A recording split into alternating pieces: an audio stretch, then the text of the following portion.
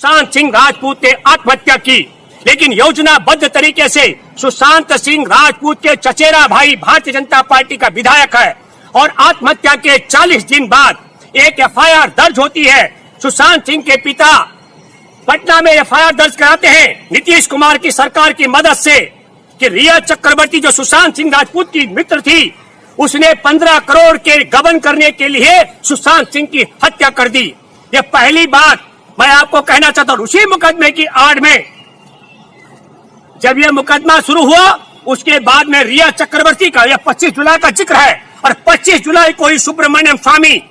प्रधानमंत्री नरेंद्र मोदी को लिख कर देते हैं कि सुशांत सिंह राजपूत के आत्महत्या की हत्या की जांच के लिए सीबीआई की जांच होनी चाहिए। एक क्रोनोलॉजी आप समझिए, एक भाजपा का नेता सीबीआई की जांच की मांग करता है और एक भाजपा के परिवार से जुड़ा सुशांत सिंह के पिता फर्जी एफआईआर दर्ज कराते हैं। और उस फर्जी एफआईआर पर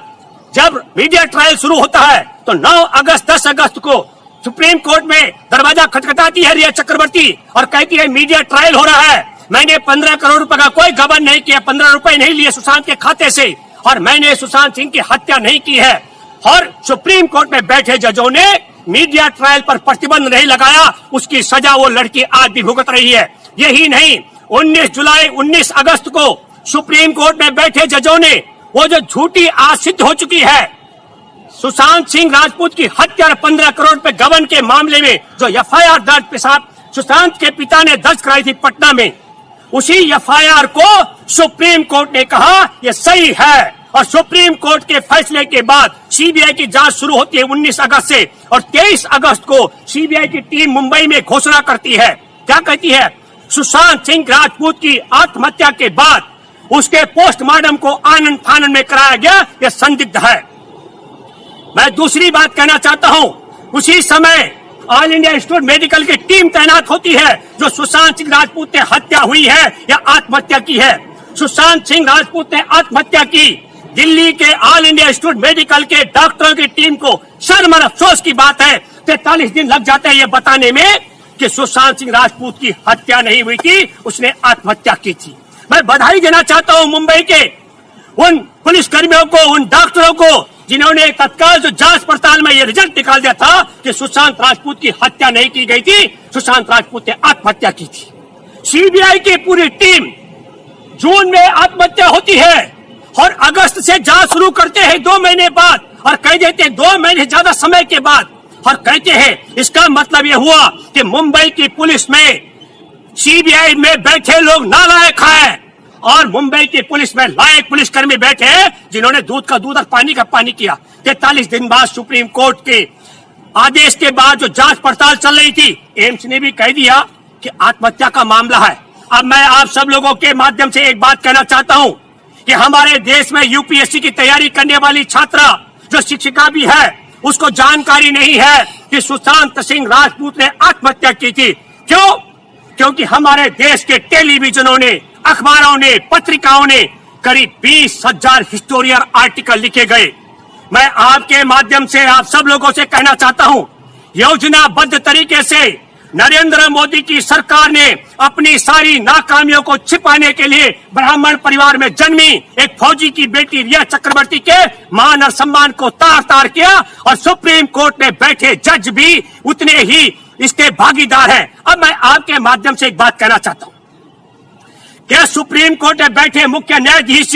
जिन्होंने 2013 में बने भूमि अधिग्रहण कानून 2013 के विषय में जो जस्टिस अरुण कुमार मिश्रा की बेंच ने गलत फैसला सुनाया था, जिस पर मैंने प्रेस कॉन्फ्रेंस के सवाल उठाए थे, मैं बधाई देना चाहता हूं सुप्रीम कोर्ट के मुख्य न्यायाधीश बोबडे जी, उन्होंने भी सवाल खड़ा किया और कहा धारा 24(2) में यह गलत फैसला दिया गया है। मैं देश के सुप्रीम कोर्ट में बैठे बोबडे जी आपसे आग्रह करना चाहता हूं, आपके ही सुप्रीम कोर्ट में बैठे ऐसे जज हैं जिन्होंने फर्जी मुकदमा दर्ज होने के बाद जो मीडिया ट्रायल शुरू हुआ था रिया चक्रवर्ती का, और रिया चक्रवर्ती ने सुप्रीम कोर्ट का दरवाजा खटखटाया और कहा कि ये मीडिया ट्रायल बंद होना चाहिए, लेकिन मीडिया ट्रायल बंद नहीं किया गया। सुप्रीम कोर्ट के आदेश पर जजों फिर दोबारा सुप्रीम कोर्ट ने ही सीबीआई की जांच पड़ताल का ऑर्डर दिया और रिया चक्रवर्ती के मान और सम्मान को तार तार किया गया। मैं आप सबके माध्यम से एक बात कहना चाहता हूं, ये सवाल रिया चक्रवर्ती का नहीं है। रिया चक्रवर्ती मुझे नहीं जानती है और 10 महिलाओं के बीच में खड़ी हो तो मैं नहीं पहचान सकता हूं क्योंकि मैं पिक्चर का दर्शक नहीं हूं। लेकिन हमारे देश में एक फौजी की बेटी ब्राह्मण घर में जन्मी एक नायिका जिसके करोड़ों चाहने वाले हैं और भारत की आधी आबादी है,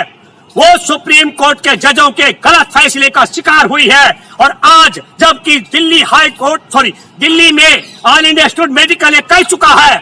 कि सुशांत सिंह राजपूत ने आत्महत्या की थी, बावजूद इसके देश में यह जानकारी से लोग अवगत नहीं है। तो मैं पहली मांग करता हूं सुप्रीम कोर्ट के मुख्य न्यायाधीश से, हमारे देश के महामहिम राष्ट्रपति से, और मैं विपक्ष के लोगों से भी आग्रह करता हूं, जिन अखबार चैनलों ने, जिन पत्रकारों ने, जिन टीवी चैनलों ने, जिन अखबारों ने, जिन मैगजीनों ने 20,000 बार मान और सम्मान का चीरहरण किया रिया चक्रवर्ती का, सुप्रीम कोर्ट में बैठे मुख्य न्यायाधीश आदेश करें उन सब टीवी चैनलों को, उन अखबारों को, उन मैगजीनों को कि वह 20,000 बार रिया चक्रवर्ती के विषय में विज्ञापन जारी करके यह बताए कि रिया चक्रवर्ती ने हमारे देश में सुशांत सिंह राजपूत की हत्या नहीं की थी। वो आदेश करे कि टीवी चैनल और अखबार और पत्रिकाएं छापे, विज्ञापन छापे और बताएं कि रिया चक्रवर्ती ने 15-15 करोड़ रुपए की हेराफेरी नहीं की थी सुशांत सिंह के, और टीवी, अखबार और मैगजीन छापे कि रिया चक्रवर्ती ने नशे का कारोबार नहीं किया था। यह बात मैं इसलिए कहना चाह रहा हूं, सुप्रीम कोर्ट की जिम्मेवारी हमारे देश के नागरिकों का सम्मान, मान और उनके जीवन की रक्षा करना है। और सुप्रीम कोर्ट में ऐसे जज बैठे हैं जिन्होंने धोखाधड़ी, फर्जी, झूठी एफआईआर सुशांत सिंह के पिता पर, जिन्होंने झूठा मुकदमा दिया रिया चक्रवर्ती के खिलाफ, उस झूठे एफआईआर को सही प्रमाणित करने वालों को मैं दूसरी मांग करता हूं सुप्रीम कोर्ट में बैठे मुख्य न्यायाधीश से। वो जज जिन्होंने मीडिया ट्रायल के लिए प्रतिबंध लगाने की मांग करने लेकर रिया गई थी और रिया चक्रवर्ती के आवेदन को अस्वीकार कर दिया, वो सुप्रीम कोर्ट में जज की कुर्सी पर रहने लायक जज नहीं है। मैं तीसरी बात कहना चाहता हूं, जो झूठी एफआईआर 15 करोड़ के लिए सुशांत की हत्या के लिए उसको जो मोहर लगाई 19 अगस्त को जिन जजों ने, वो सुप्रीम कोर्ट में रहने लायक नहीं है। मैं विपक्ष से आग्रह करता हूं कि आप मांग करें भारत के राष्ट्रपति से, अविलंब 1 दिन का विशेष सत्र का आयोजन हो लोकसभा का, और सुप्रीम कोर्ट में बैठे जो नालायक जज हैं उन्हें कुर्सी से हटाया जाए। क्यों नहीं हटाया जाना चाहिए?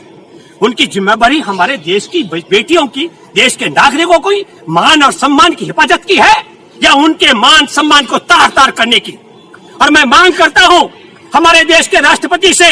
और सुप्रीम कोर्ट के मुख्य न्यायाधीश से,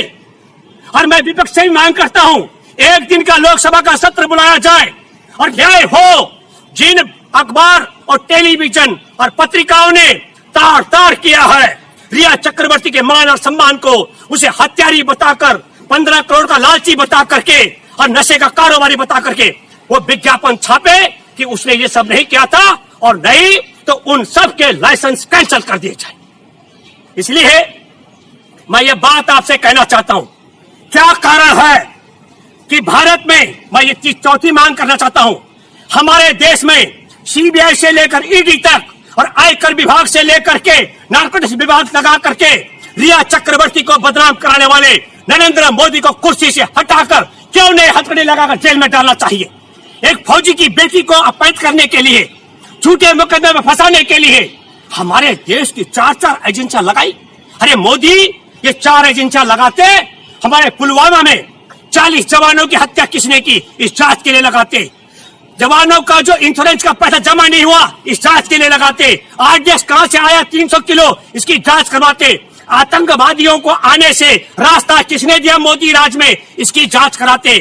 और ये जांच कराते तो पता लगता कि मोदी सरकार में कौन कौन देशद्रोही बैठे हुए हैं। और यही नहीं, ये पूरा का पूरा षड्यंत्र भी मैं आपको बताना चाहता हूं।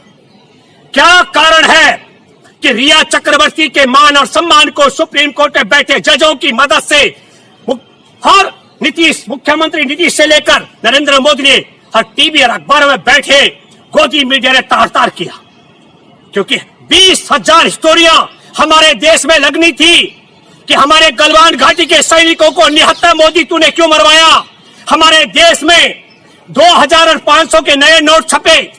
हमारे देश के किसान के पास नोट नहीं है, व्यापारी के पास नोट नहीं है, मजदूरों के पास नहीं है, उद्योगपति के पास नहीं है, बैंकों के पास नहीं है, सरकार के पास नहीं है। तो हिस्टोरी लग ली थी मोदी 2-2 हजार के नोट छाप के कार्ड ठिकाने लगे, वो उजागर होने थे, वहां से ध्यान भटक गया। हमारे देश के करोड़ों बेरोजगार, जिनमें कई आत्महत्या कर रहे हैं, बेरोजगारों को रोजगार क्यों नहीं मिल रहा है, इससे ध्यान भटक गया। 14 करोड़ लोगों की नौकरी छिन गई कोरोना में, वहां से ध्यान भटक गया। हमारे देश का लाल किला, गेल, भेल, SAIL, bank, LIC, railway station, rail, ये सब बिक रहा है, वहां से ध्यान भटक गया। हमारे देश के लोग, हमारा देश आर्थिक तौर पर बांग्लादेश और पाकिस्तान से भी भुखमरी के मामले में और नेपाल से भी बहुत नीचे पहुंच गया, वहां से ध्यान भटक गया। हर जगह पोल खोल हो रही थी कि रिया चक्रवर्ती ने हत्या नहीं की सुशांत राजपूत की। जब ये पोल खोल होने वाली थी, ये पोल ही खुलने वाली थी कि 15 करोड़ में गबन नहीं किया, उसकी जमानत होने वाली थी, उसने नशे का कारोबार नहीं किया, तो ध्यान भटकाने के लिए हाथरस की बेटी, पहले उसकी कमर तुड़वाई, जीभ कटवाई, गैंगरेप करवाया, उसका उपचार नहीं किया, हर सफदरजंग हॉस्पिटल में उसको मरवाया और देर रात को उसके शव को ठिकाने लगाया। इस क्रोनोलॉजी को आपको समझना पड़ेगा। मैं आज आपके बीच में इसलिए देश के 137 करोड़ आबादी को और बिहार में चुनाव है और मध्य प्रदेश के चुनाव में मतदाताओं से कहना चाहता हूं, मध्य प्रदेश में चंबल के इलाके में जहां लोग गोली भी बोल के मारते हैं कि मैं गोली मारूंगा, चैलेंज करते हैं, उस इलाके में एक गद्दार है और सब लोग उसका नाम जानते हैं, जो अपने को राजा बोलता था। वहां चुनाव होने वाला है और हमने सुना है मध्य प्रदेश के लोगों ने कह दिया ये 10-10 करोड़ में बिकने वाले सिंधिया के जो चमचे हैं उनकी जमानत जब्त कराने वाले हैं। तो मैं बिहार के मतदाताओं से भी कहना चाहता हूं, 14 करोड़ मजदूरों की नौकरी छीनने वाले, गर्भवती महिलाओं को पैदल चलाने वाले, खुले आसमान में बच्चे दिवस कराने वाले, पैदल चलते चलते भूख से मरवाने वाले, रेल से कटवाने वाले, और हमारे देश की एक फौजी की बेटी रिया चक्रवर्ती का मान और सम्मान मटिया मेट करने वाले, और छोटा किसान, 3 बीघा किसान जोत का किसान, 6-5 पशु पालने वाला, महर्षि वाल्मीकि के अनुयायियों के वाल्मीकि घर में जन्मी बेटी, उसके पहले गैंगरेप और उसके शव को ठिकाने लगाने वालों का अपमान करने वालों को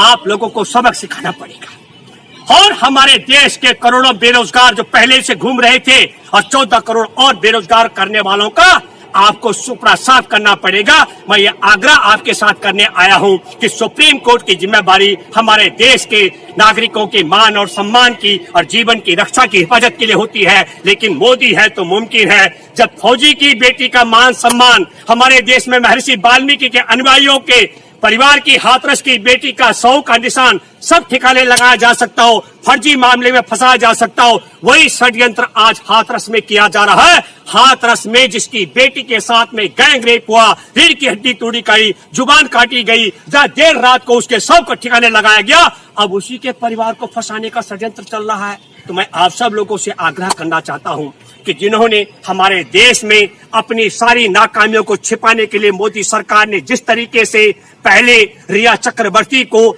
सुप्रीम कोर्ट और नीतीश कुमार के माध्यम से फंसाने का प्रयास किया और लास्ट में अपने पोल खोल बच्चे बचने के लिए हाथरस की बेटी के शव को ठिकाने लगाया। मैं बिहार के मतदाताओं से भी आग्रह करता हूं, मध्य प्रदेश के मतदाताओं से आग्रह करता हूं, देश के ऐसे गद्दारों को सबक सिखाने का आपके पास मौका है। मध्य प्रदेश के मतदाताओं के साथ छल कपट करने वालों का सबक सिखाने के लिए और बिहार के लोगों का हमारे देश की बेटियों को बर्बाद और बदनाम, देश को बर्बाद करने के लिए और बेटियों को बदनाम और उनके शव को ठिकाने लगाने वालों के लिए। और आखिरी बात आपको कहना चाहता हूं, यूपी में योगी आदित्यनाथ कह रहे हैं कि बेटियों के साथ बेविचार करने वालों के वो पोस्टर लगाएंगे। तो मैं आग्रह करता हूं, शाहजहांपुर की बेटी के साथ में बलात्कार किया था आसाराम ने, जो हमारे देश के प्रधानमंत्री नरेंद्र मोदी का गुरु है, तो मैं उम्मीद करता हूं कि आसाराम के पोस्टर, नरेंद्र मोदी के गुरु के पोस्टर चिपकाएंगे उत्तर प्रदेश में योगी आदित्यनाथ। राम मंदिर के निर्माता जिनकी नंगी वीडियो फिल्म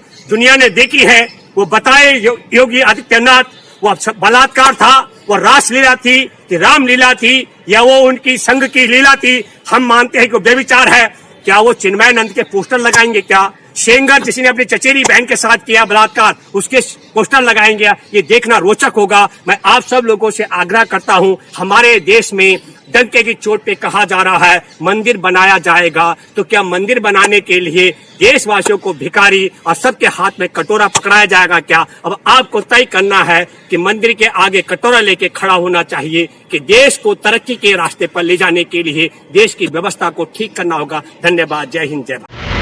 अगर आपने अभी तक हमारा चैनल सब्सक्राइब नहीं किया है तो सब्सक्राइब करें और घंटी का बटन बिल्कुल भी दबाना ना भूलें ताकि सभी लेटेस्ट खबरें पहुंच सकें आप पे सबसे पहले।